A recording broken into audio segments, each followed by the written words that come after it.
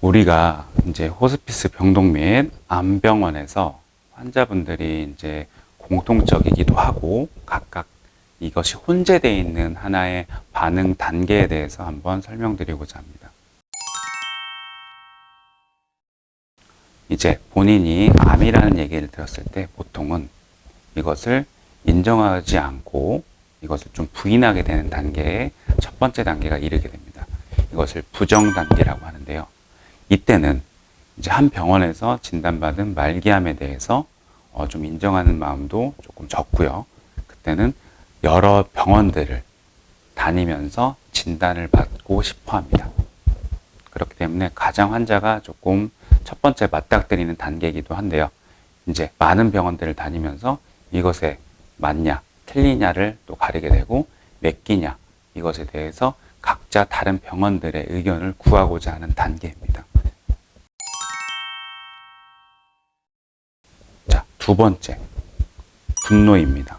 자, 이 단계에서는 내가 이렇게 건강하게 관리를 했는데 왜 나한테 이런 일이 생길까에 대해서 분노하게 되고 많은 화를 분출하게 됩니다.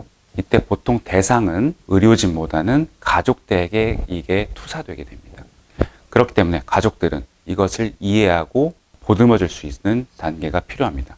이것은 인간의 자연적인 단계이기 때문에 왜 이렇게 예민해졌지? 왜 이렇게 화를 내지? 라고 생각하지 마시고 이것의 가장 당연한 단계를 좀 이해할 수 있고 포용해 줄 수 있어야 됩니다. 이때 매사에 짜증을 내는 경우가 많습니다. 그리고 이제 병원을 돌아다니면서 또 심리적으로, 체력적으로 지치기 때문에 이것을 이해해 줄 수 있는 가족 간의 협의와 토의가 좀 필요할 것으로 생각됩니다. 자, 이번에 협상과 타협의 단계입니다. 이 협상 단계, 세 번째 단계인데요. 이것은 이제 부정과 분노의 단계에 이어서 본인의 이제 어느 정도의 자가 병에 대해서 인식을 하는 단계입니다. 예를 들면은 우리 아이가 어느 학교에 갈 때까지 좀 살려달라. 그리고 이것을 연장할 수 있게 해달라. 그리고 의사들에게 신약 및 새로운 처방법이 있으면 바로 자기부터 좀 적용해달라.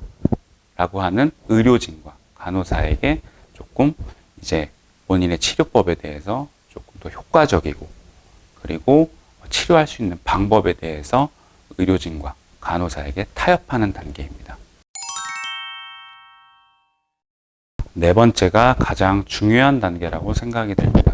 이 우울 단계에서는요, 이제 각종 패배감에 사로잡히게 되고 유대 관계를 형성할 수 없을 정도로 깊은 수렁에 빠지실 수도 있는 우울의 단계입니다. 이때는 좀 저는 개인적으로 옆에 있는 심리상담사 혹은 정신건강의학과 의사와 자문 및 진료를 통해서 이것을 좀 극복할 수 있어야 됩니다. 이제 죽음의 단계에 자기가 이르렀다고 생각했을 때 우울하고 어디에 조금 종교에 귀의하고 싶고 그리고 얼마나 두렵겠습니까? 이때 신앙 및 그리고 심리상담사 혹은 정신건강의학과 의사와 상담을 통해서 이것을 좀 어느 정도 안전하게 극복할 수 있는 것이 중요하다고 생각됩니다. 이때 잠을 못 자는 분들이 많습니다.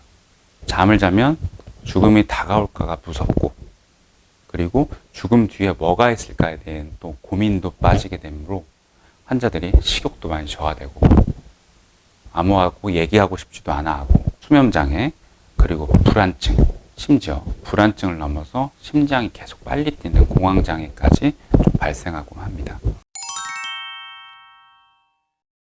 다섯 단계는 이제 수용의 단계입니다.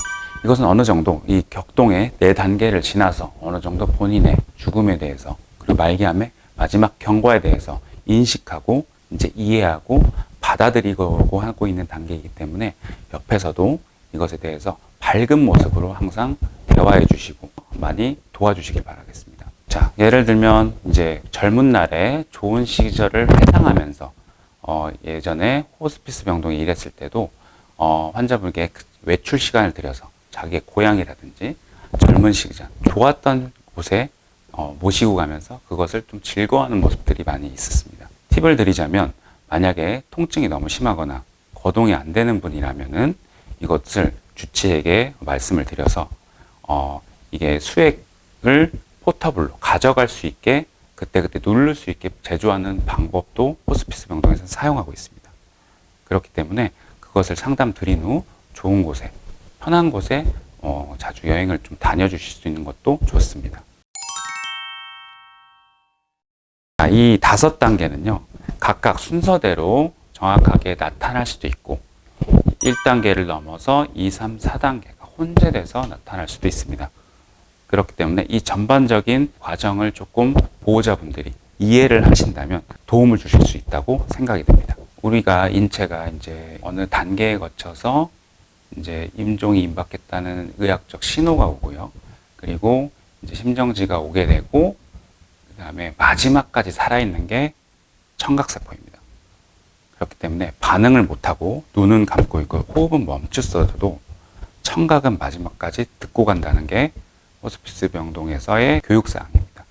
그렇기 때문에 눈을 감으실 때도 항상 좋은 얘기, 행복했어, 그리고 사랑한다는 얘기를 많이 해주시고 이걸 임종을 지켜봐 주시는 게 좋은 방법이라고 생각됩니다. 많은 분들이 모르시니까 자꾸 우시는 것 같습니다.